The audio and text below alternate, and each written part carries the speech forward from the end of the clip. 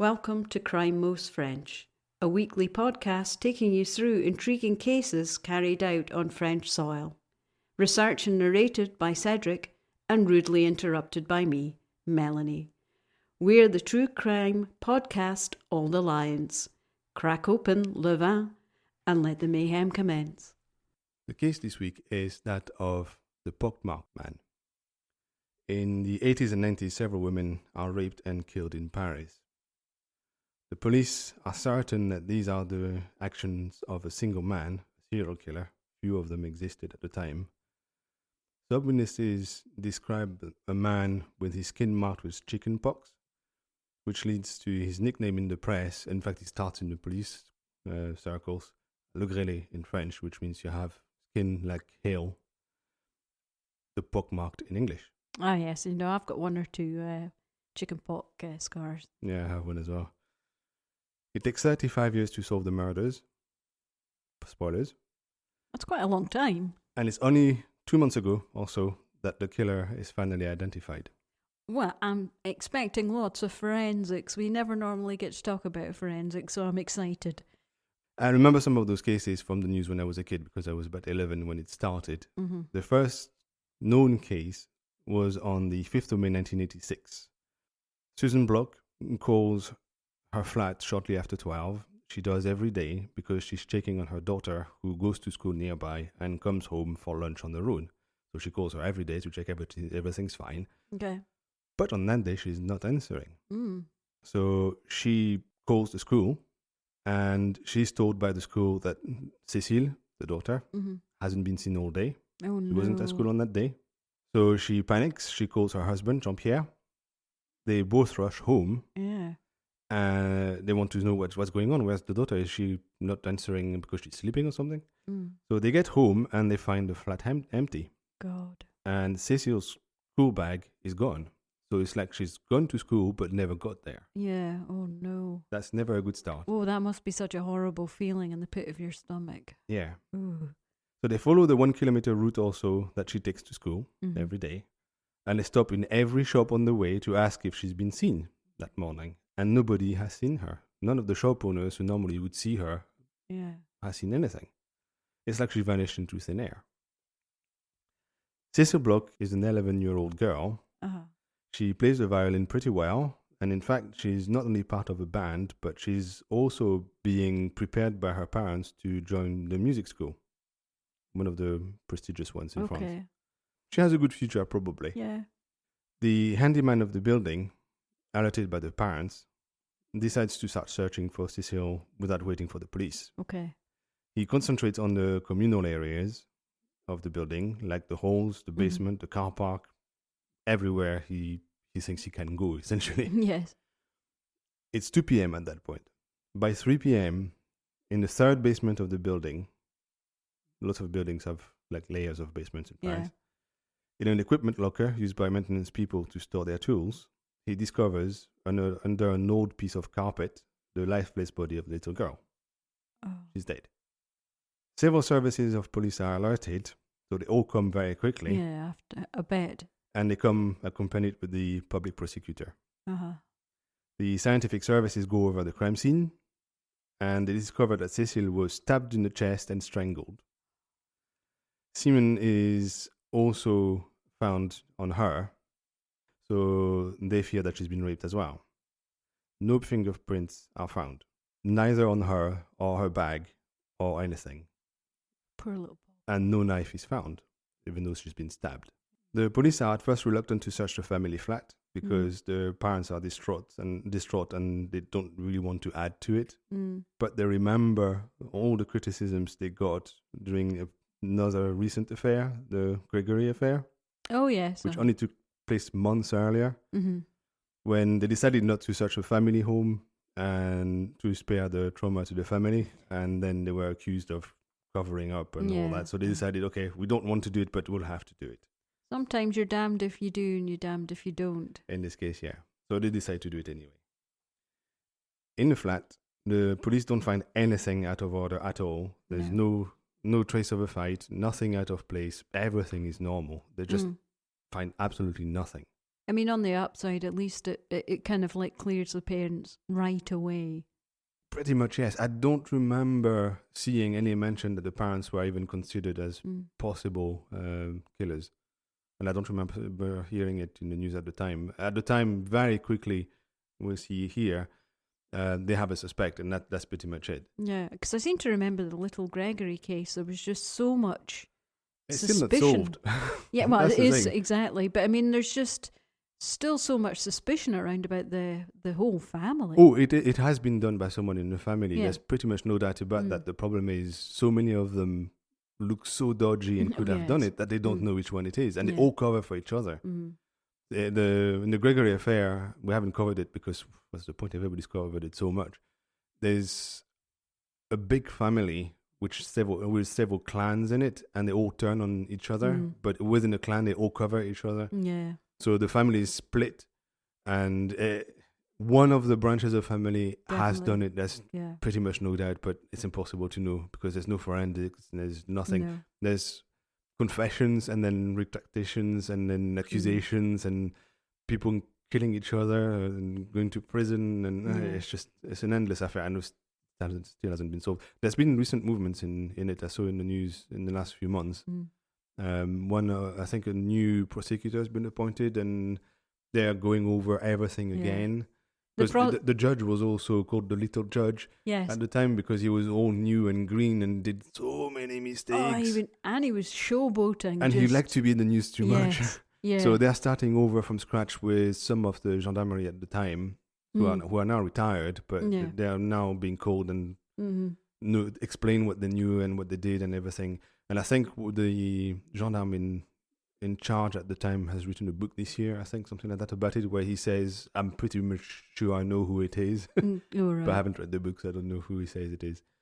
But yes, it is an endless affair that hasn't been solved. So yes, the police is a bit wary of putting their fingers into another of those. Yeah.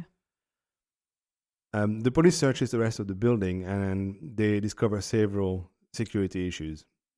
One is that the interphone system, which was repaired 3 days earlier, is already out of order again. And as a result, a door in the basement has been wedged open so that people can come in and out without ringing because it doesn't work. And as at least since the previous day, so it's been at least open for a day. So anybody could have gone in and out of that building. Yeah, but it must have been somebody who was aware of the fact that it was broken. Yeah, I don't know the configuration of the building, but in some of them, the door to the basement is on the ground floor, so you just walk past and see it open. Okay. So it could just obvious. be chance. Don't know. They also noticed that the two lifts are out of order. Bummer. Yes. They discover that the light in the corridor in front of the family flat is also broken. Oh, wow. It's not a good combination. No. So yeah, they discover all those things. So they suspect that played a role in the killing. Questioned, the neighbor remembers seeing an unknown man in the lift in the morning. Was still working. One of them was still working in the morning. Okay. And in the corridors, they remember a man with his face covered in scars, like chickenpox, between 7:30 and 9:15 in the morning. And he became suspect number one. Okay, so he arrived reasonably early in the whole timeline. He seemed to have arrived early-ish, certainly before kids go to school, and loitered in the building, I guess, for nearly 2 hours. And some people have seen him, but nobody knows who he is. No. But he's also identified very quickly in the whole investigation. Well, they identify somebody was there. Yes. They don't know who it is. And that's the problem.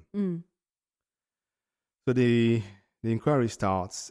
The police widens the search to the whole flat complex, which is 850 flats. Wow. That's a lot of flats. They are in particular keen to find the murder weapon. They want to find that knife that was used to stab the girl. Yeah. They assume that it must have been dumped somewhere, and what would be the point of keeping that knife for a long time? So it must be very close. So they search around the crime scene, around all the flats. They even go to nearby squats. They go to nearby parks. They search everywhere, and they never find it. At the end of the afternoon, The nearby medical center receives the body, Cecile's body. Mm-hmm. The parents are asked to come to identify the body as well, No. even though I guess it has to be done, Yeah. I guess. But everybody knew who she was. Yeah. The autopsy forwarded to the police on the next day confirms their findings. She was killed by strangulation with a small rope. She was raped, and she was stabbed, not necessarily in the chest. So she didn't die of a stab. Mm-hmm. The sperm collected on the body shows the blood group of the killer. I think it might have been A, so it's not very common, but it's still millions of people. Yeah.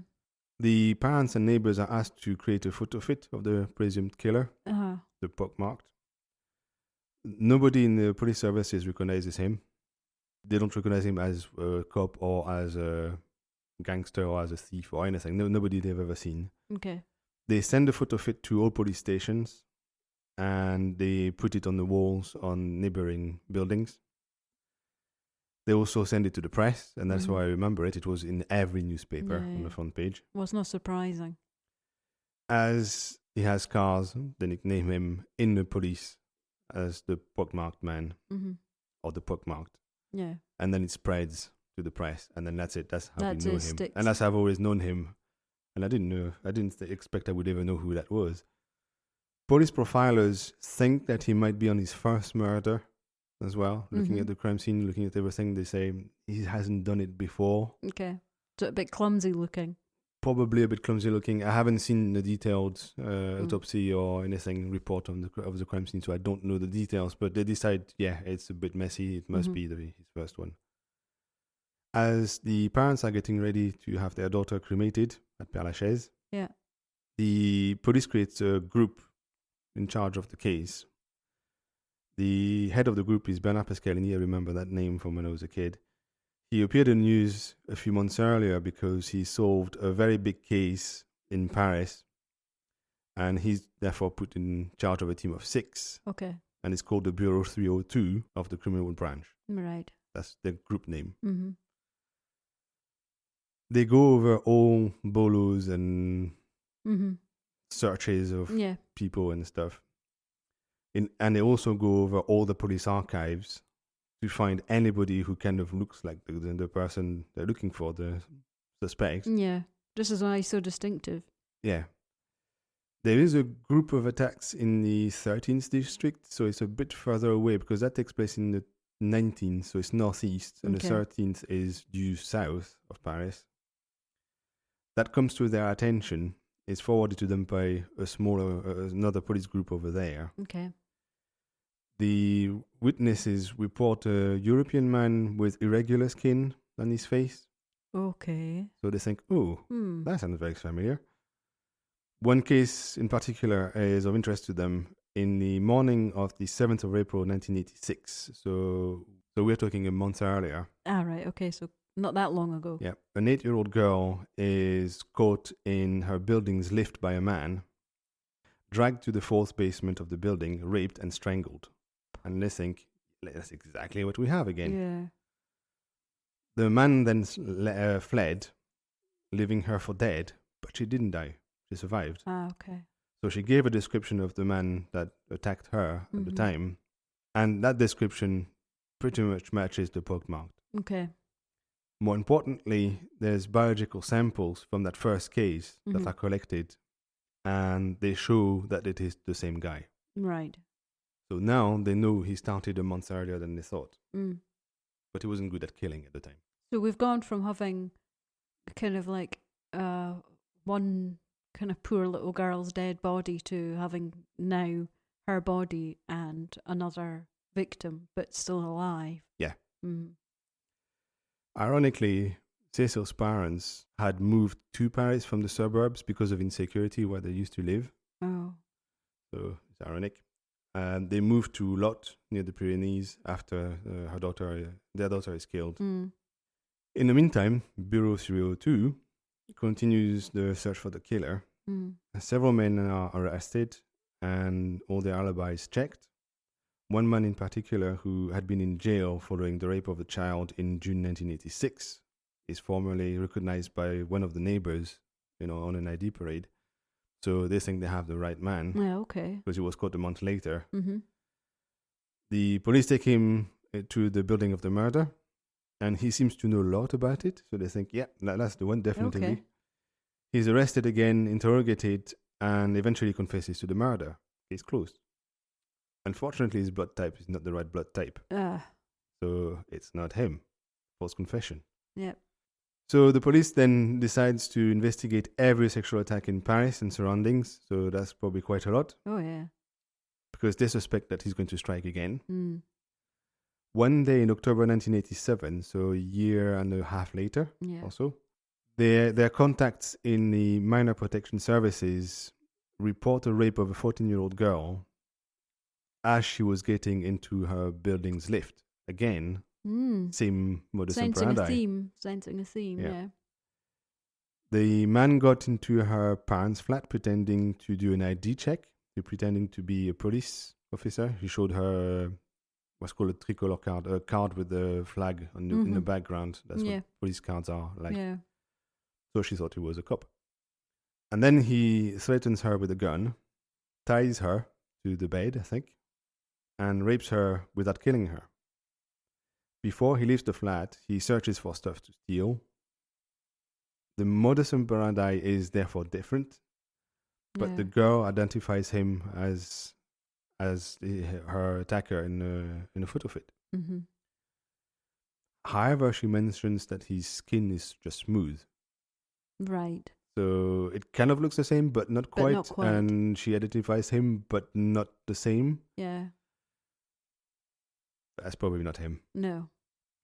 By the end of 1987, a dozen crimes are assigned to him, to the Pockmarked, based on his appearance and his modus operandi. Mm-hmm. In 1989, her mom dies in a car accident. 4 years later, an instructing judge closes the case because no progress has been done since 1987. So that's it as far as the justice system is concerned. That seems a bit crazy. The local police always refused to close the case. Yeah, I'm not surprised. So they always kept it open. That seems utterly insane that they would just close it. Yeah, especially for murder. There's no prescription for murder, so there's no reason to close the murder case if it's not solved. He just wanted to get something off of his books. Yeah, probably, yes. It doesn't look good to have a case open for years and years and years, so just get rid of it. So the case is reopened. The reason is that in 1986 in the UK, Colin Pitchfork, you might remember that name? Yes. He's a rapist and murderer. He's caught because of DNA. Yeah. That's the first time in the world it happens. Mm-hmm. France doesn't have a DNA database, but they do it from the early 90s for every crime, like the UK did as well. On the 26th of April 1996, the police, who never closed the file, obtains that the case is reopened because of new DNA findings. A man is arrested the same year because of his modus operandi, but again, DNA doesn't match. Right. Guess it makes it a lot easier to discount people using modern, science. Yeah, but because they have now that DNA database, they do lots of tests on historical cases and on historical evidence. And the University of Nantes, who does all the tests for the police, because the police doesn't have a scientific lab yet, confirms all the suspicions from 1987, and they create links between a whole bunch of cases that the police suspected were done by the same person but couldn't prove. But now DNA proves that it's him. Yeah. But they still can't identify who that is. No. He's not in any of the databases. At the moment, they can only create links. Yeah.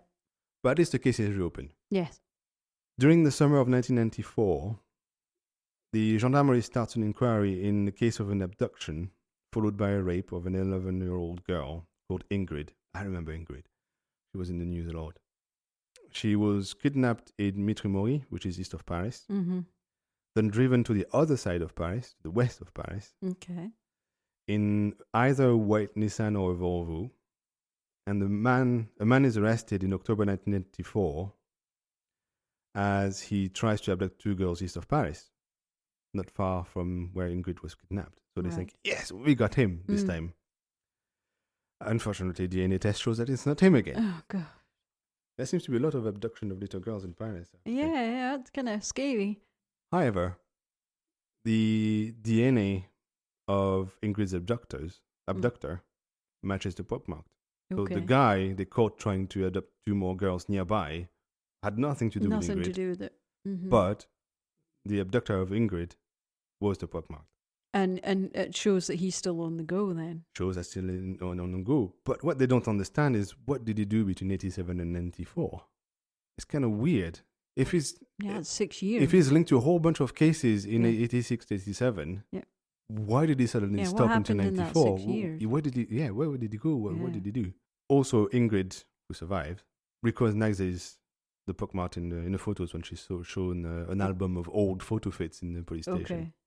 So he's still around, still attacking girls, but they don't know who he is. Mm.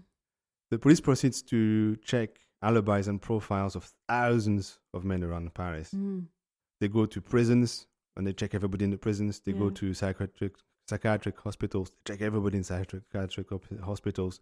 They check security agents, like supermarket cops. They check vagrants. They check all the owners of white Volvos or Nissans they can find. They really want to find who that dude is. Yeah, they're certainly putting in the leather. But they find no match. Nothing. And they're still wondering what happened between 87 and 94. It's just, it makes no sense to them. They go back to the archives. Right. They search again and they find nothing. They're puzzled. They just don't understand what's going on. In 1997, the case contains 4 rapes and 1 murder. Right. For sure. Right. Lots of other suspicions. Let's go back in time.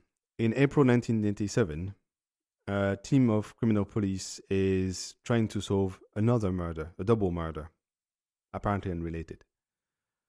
It happened on the 29th of April, 1987, and the lifeless body of a 20-year-old au pair and her employer, who's a 38-year-old Air France mechanic, are found in the Central 4th District of Paris in a flat. Right.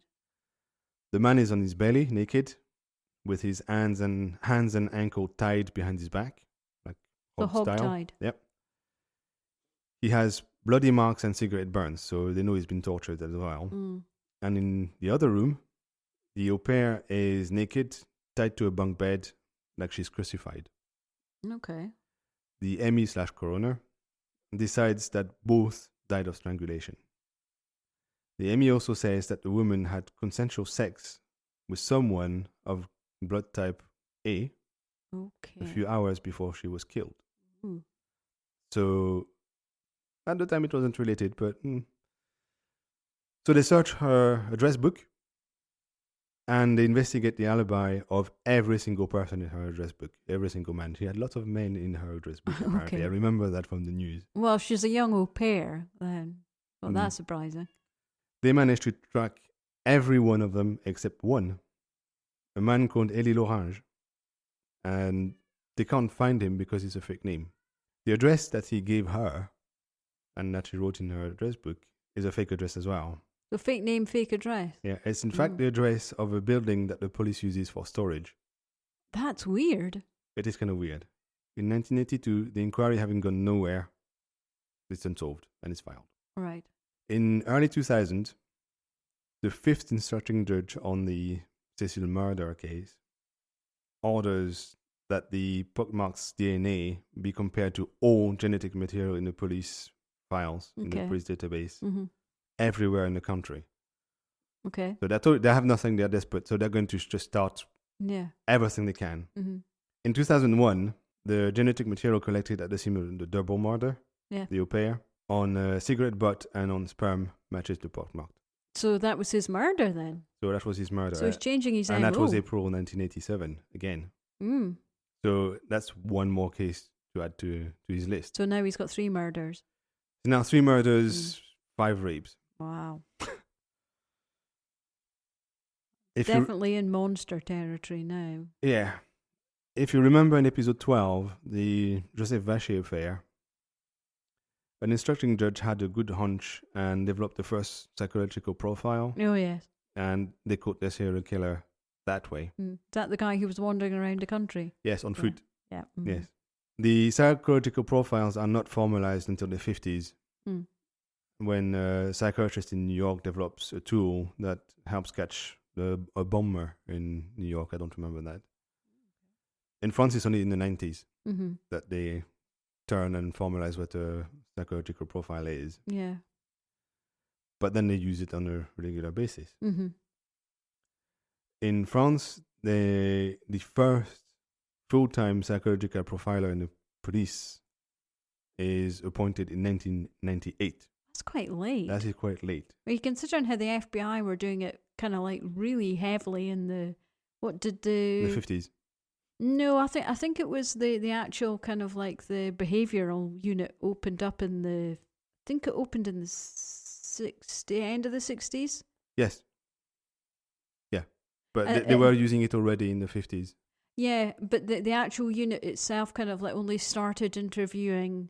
I'm trying to remember all the stuff that's connected to the Mindhunter. Yeah, for serial killers, yes. But they were using profiles for non-serial killers from the 50s. Okay. The guy is called Pierre Leclerc. Okay. What's important is that he lost credibility to the police for unknown reasons. Okay. I didn't find out why. They replaced him on Cécile's case by a woman called Frédérique Ballon. And she tries to examine the case by feeding all the clues they have into a new piece of software called Anacrim. And I read about that one. That's an interesting piece of software, but it's not the good one. There's a better one after that. I see. So it comes up with an algorithm. Yeah, because what it does is that software tries to create timelines. So you feed all the information you have about everybody around the case, and it tries to create a timeline of everybody's activities at the right time. And it finds holes or inconsistencies and highlights, okay, that person says he was there, but according to that, it's not possible, whatever. Yeah. Or there's not enough time for him to go from here to there, or things like that. So she uses that. I guess with multiple victims, it's very easy to identify. Yeah. Hide the holes if you're not looking for them. Yeah. Unfortunately, that leads nowhere. Yeah. Just dead ends. There's a number of things that are identified, but nothing comes of it. Anything useful. No. So then they call on the private psychologist because they stopped trusting the ones they hired. So she's called Marie Agrapard-Delmas. She writes in 2002 a report detailing the psychological profile of the Pockmarked. So they work on that. In the meantime, Cécile's father continues searching for the killer on his own. Okay. It's like all the way from the Pyrenees. Yeah. He says that the police doesn't tell him anything. He didn't even know they had reopened the case in 94. They don't tell him. So he turns to private investigators and private individuals. That can always get messy. Yeah. He even creates a website called www.cecilblog.com where he complains a lot about the police. Apparently. I haven't visited it. No. But apparently he complains a lot about the police. Oh dear. One of the private individuals that he contacts is a psychologist called Karine Ustebo, who's a Belgian psychologist who works with the Belgian police. Okay. And she worked in particular on the Dutroux affair, which is a big one in Belgium in the late 90s, where a man was raping and torturing kids in his basement, as far as I remember. Yeah, sounds fake. So she worked on that case and helped solve the case with the Belgian police. The police says it's in part because of what she gave them as a profile. So she takes on the case privately, and she vows to solve the only unsolved child murder in Paris. Okay. She re-examines all the information in the file. In press clippings of the 80s, she notices similarities between Cécile's murder and another murder in Haute-Savoie. So we're talking southeast in the Alps. That's far away. That's far away, yeah. However, she calls a local newspaper, and she's told that the murder was solved and the murderer caught in 1991. Okay. He was sentenced for life in prison with a safety sentence of 30 years. So that's not the person. She also identifies a suspect and convinces the police to arrest him and check his DNA. Not a match. And then she gives up and writes a book. So she's not that determined. She seems to have lost determination on the way, yes. Yes. So at that point, she disappears from the story. Okay. Towards the end of the 2000s, a private detective called Roger-Marc Moreau takes on the case and claims to have identified who Elie Lorange was, the Now- fake name. So we're talking, we've still got a good 10 years of this case still to go. Yeah. Wow. It was the only person they couldn't check in the au pair's address yes. book. He says that the Pockmarked is a cop. And the police thought of that at the time, but it didn't go anywhere, so they dropped the idea. You would have thought that they would have all the DNA of all the... No, there was no police database of any DNA or anything like that until the late 90s. Okay. So at the time, they wouldn't have been. He also identified a Sorbonne lecturer exiled in Ukraine as the suspect because of name similarities. Mm-hmm. He uses an avatar online which has a name derived from Ivan Goncharov's book. And in the book, there's a character called Elie Lorange, which is very close to the name he gave to the au pair, which was Elie Lorange. Oh, right, okay. Again, that leads nowhere. It's just based on names. It's just a pure coincidence. Yeah. As of 2002, the police has new software called Salvac. Mm-hmm. They're not good for choosing names. But anyway, the way that works is different from the Anacrim software. You feed it thousands and thousands of cases. Mm-hmm. So essentially everything you have about everything. Okay. And it creates links and connections between them. So it essentially acts as an actual detective then? Yes. Mm-hmm. Yeah. It finds coincidences. It finds things that are similar. It finds... And that way, they create links to other cases.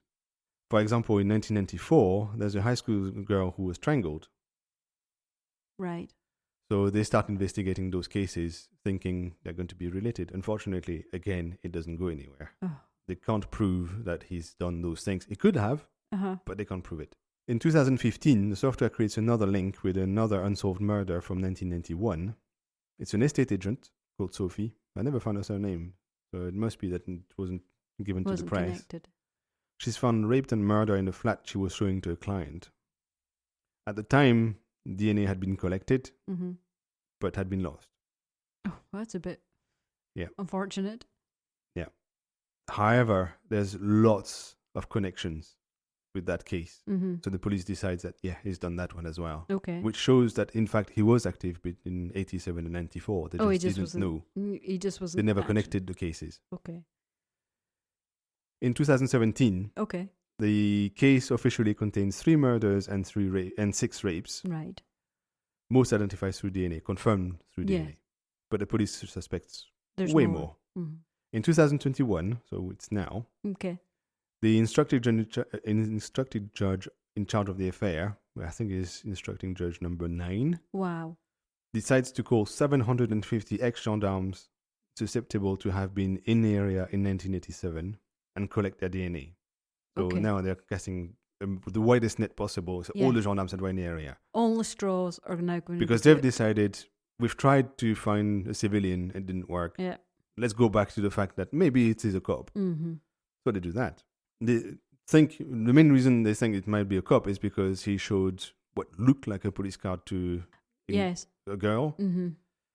They don't know if it was, but they think, okay, let's assume it is a police card and let's go down that avenue again. Well, I mean, it's been so long. I think you have to look over every stone, no matter how small. But several of the victims who survived mentioned that police card as well. So either he was reusing that fake card a lot or it was a real one. Yeah. So they go down that route. And on the 29th of September 2021, wow, so 2 months ago, mm-hmm. François Vérove, an ex-gendarme, 59 years old, commits suicide near Montpellier. Mm-hmm. He was on the list of 750 that were asked to come and get their DNA taken. Next to the body, there's a letter where he confesses to a long list of crimes, and he admits that he's the pockmarked. On the 30th of September, postmortem DNA confirms that he was the murderer. It was him. So he took the yellow belly scumbag way out then? Yeah. Mm. So he's still considered innocent. because you can't prosecute a dead man, even though he confessed in writing that he did it. Yeah. But at least it closes the case 35 years after it was started. That's very frustrating. Yeah. And unfortunately, the dad, remember the mom died in Yes. 2004 in a car accident? He died in 2011. Oh. So He didn't even he never get to knew that see the case of his daughter's killer would be solved. Yeah. And that's the end of the case. That's tragic and just so frustrating for all concerned. What a scumbag. Yeah. I have nothing pithy to say. That's way too awful a case for me to say something trite at the end. So Okay. join us next week.